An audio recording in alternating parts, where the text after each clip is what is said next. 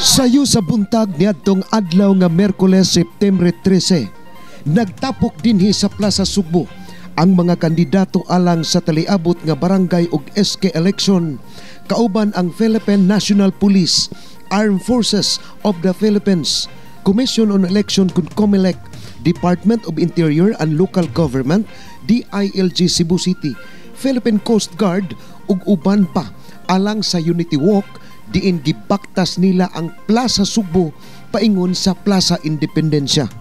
Pag-abot sa plaza, usa ka hamubong programa ang gipahigayon nga gitambungan ni Acting Mayor Attorney Raymond Alvin Garcia. Ang maong Unity Walk gipahigayon aron ipakita nga nagkahiusa ang tanan alang sa kalampusan sa nagsingabot nga October 30 barangay ug SK election. Witness lang mi sa inyong paglakaw. Kinsa man ang tinuod nga naglakaw para pagkahiusa. Kamo, mga nanglansar. Nanglansar mo tungod sa inyong kabubuton nga ulansar mo. Nagkahiusa ka mo para nga magmalampuson o magmalambuon ang syudad sa Sugbo. Gawas sa Unity Walk, gipahigayon sab ang covenant signing sa mga kandidato timaan sa ilang saad alang sa malinawon ug limpyo nga eleksyon. Giauhag ni Police Brigadier General Anthony Aberin ang tanan nga likayan ang paghimo og dili maayo batok sa ilang mga kaatbang sa politika sa tagsa-tagsa nila ka barangay. Nunot kini sa mga report nga dunay daghang violent related cases sa ubang mga barangay sa nasod. Here in Cebu City, we just hope na the elections here will be peaceful. At yun po ay nakikita na namin dahil po sa napakaraming dumalo ngayong umagang ito.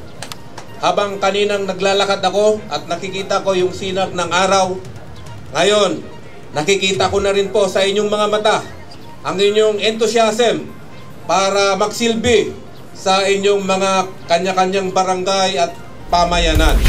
Ug aron mapatuman ang ilang gilagdaan, naglaraw ang mga sakop sa PNP, AFP, COMELEC, Coast Guard, BFP, BGMP ug uban pa nga mopahigayon og checkpoints sa naglain-laing dapit sa dakbayan. Kini aron mapakgang ang mga pagpalusot sa mga kontrabando, illegal firearms ug ang lihok sa mga most wanted sa nasod nga musabutahi sa kalinaw sa dakbayan.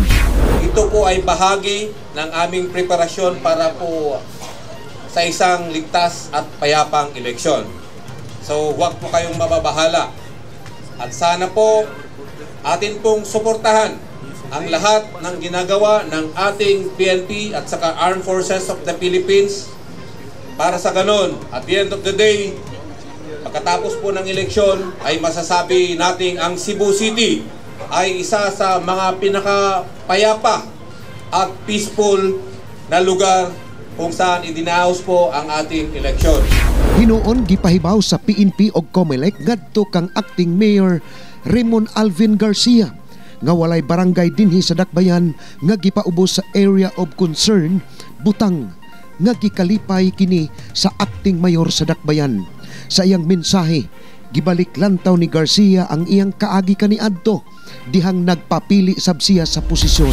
It's not an easy road ahead of all of us. Ang importante lang nga is how we conduct ourselves as candidates. And we are showing it today by signing a covenant for peace, for prosperity, for unity, and for solidarity. As well as not only the signing of our covenant, but as also our walking in unison. A very symbolic walk to show that we are one despite our political affiliations and political color. Mensahe ni Garcia sa tanang kandidato nga dawaton kung unsa man ang hukom sa katawhan. Imo bang gisunod ang mga lagda?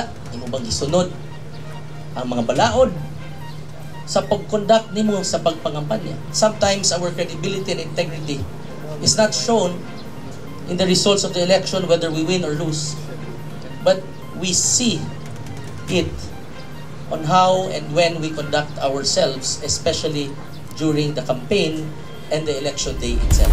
Kini ang balita. Rey Pasaporte, Cebu City News.